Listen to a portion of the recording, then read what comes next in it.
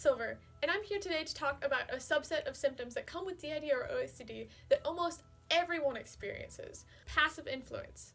The really broad definition of passive influence is that it's a partial intrusion of another alter onto the consciousness of whoever is currently fronting. So if you have person A in the front, passive influence occurs when person B is near person A, and then the consciousness partially intrudes on person A and the front gets kind of mixed up a little bit. The official definition of passive influence actually includes internal communication, which we've covered in a past video here. Just to go over it briefly, the two categories of passive influence that are internal communication are thought insertion, so when you have a third-party thought that comes into your consciousness that you know is not yours, and internal conversation, which is just an internal conversation between two alters.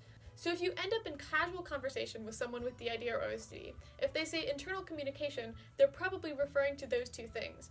And if they use the word passive influence, they're probably referring to something other than those two things, which we will go down the list for in the rest of this video. While internal conversation often doesn't cause any confusion or distress, the other categories of passive influence can be any combination of unexpected, unidentified, or surprising to whoever is currently in the front. There's three really big categories for the rest of passive influence. The first category is speech and thought.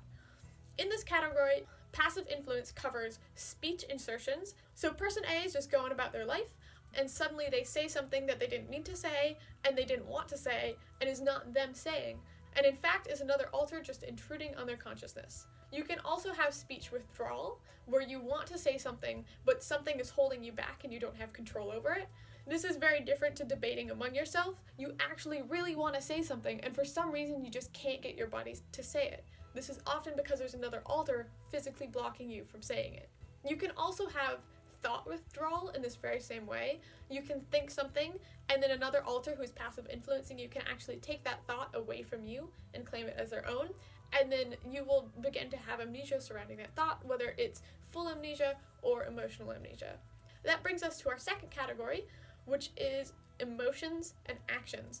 Very similar to insertion and withdrawal in the last category, you can have intrusive emotions or intrusive actions that aren't things that you feel, aren't things that you want to do, and you're really confused by. This is like if you were walking through the kitchen and suddenly you go to pick up a bag of barbecue chips and start eating them. You don't like barbecue chips. You never have liked barbecue chips. And in fact, you aren't fond of chips in general. Why are you doing this? This isn't something you really had control over. There was just another alter that gently intruded on your consciousness, and then that passive influence led your body to go pick up those chips and start eating, even though it wasn't your intention as the person fronting. Intrusive emotions are the exact same way. You can be in a situation acting totally normal, and then suddenly there's an emotion that feels really weird and you don't understand why you're having it. You've been in this situation multiple times before and you've never had this reaction to it. This can sometimes be another alter being right there and passive influencing you. Emotion and actions can be insertions, just like I said, or they can be withdrawals. There's also situations where alters passive influence you to not do something. You might be ready to text a friend, and the second you go to press the send button, another alter passive influences you, and you can't push the button to send the text. No matter how much you want to, no matter how much you try, there's just another alter right there intruding onto your consciousness, being like, nope, can't do that. Emotions are the same way too. You can have an emotion, and especially with protectors.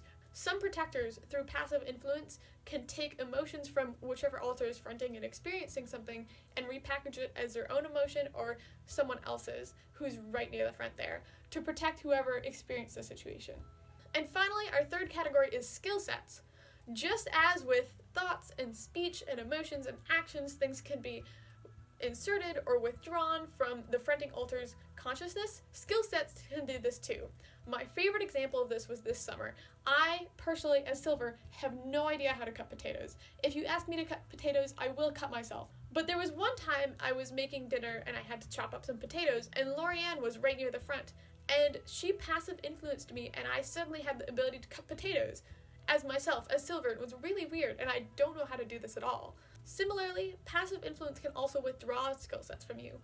If two alters are completely used to sharing the front with each other, and then one of them is suddenly gone, alter A can be like, oh my gosh, where did this skill set go? And without recognizing that the other alter that's usually right in co-conscious with them is not there that day, they might be really confused about why one skill set is gone when they've had it for so much of their life. Okay, so overall, now that I've kind of gone down that little list, I want to make one short pointer. A lot of these can come off a little weird. Some of you might be thinking, alters can just make you say things or make you do something. That's really scary.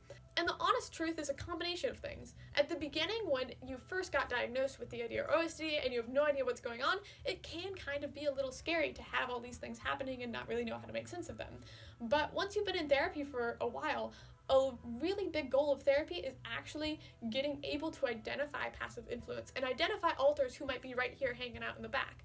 And in the process of getting to know your system and getting to know the alters individually, it becomes easier and easier to identify who's passive influencing you, and then just take a step back and be able to say, hey, I notice you're right here, let's have a conversation, and then work out what we're going to do together. So in the barbecue chip scenario, after getting to know your system, you might go, oh, I know who that is.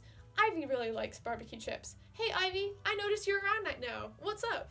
And in that way, passive influence can end up being a really useful tool to tell who's around and who's hanging out near the front at any given time. Another thing I quickly want to talk about is that those of you who are a little bit more on the psychiatry side of things might notice that a couple of these things I've described in passive influence have historically been used to diagnose schizophrenia. The main reason why these symptoms of passive influence don't fall under that umbrella is because of the origin of why this is happening. With schizophrenia, it's a psychotic disorder, so delusions and hallucinations, and those two things work very differently than the dissociative mechanisms of DID and OSD. So while these symptoms might show up in people who are schizophrenic, the origin of why they happen is very different. For those with schizophrenia, these symptoms occur from psychosis, and for those with DID or OSD, they are dissociative nature, and they're quite literally from another alter being right there next to your conscious. Those with schizophrenia don't have alters, so they experience this for a very different reason, and thus there's very different implications for how those with schizophrenia go around dealing with those symptoms and what they do in those situations. Passive influence, while it can be a little confusing and surprising, is absolutely nothing to be scared of, and I hope everyone has learned a little bit more from this video and can go about their day knowing a little bit more about how those with DID and OSD experience life together. Have an absolute wonderful day, and I'll see you in the next video.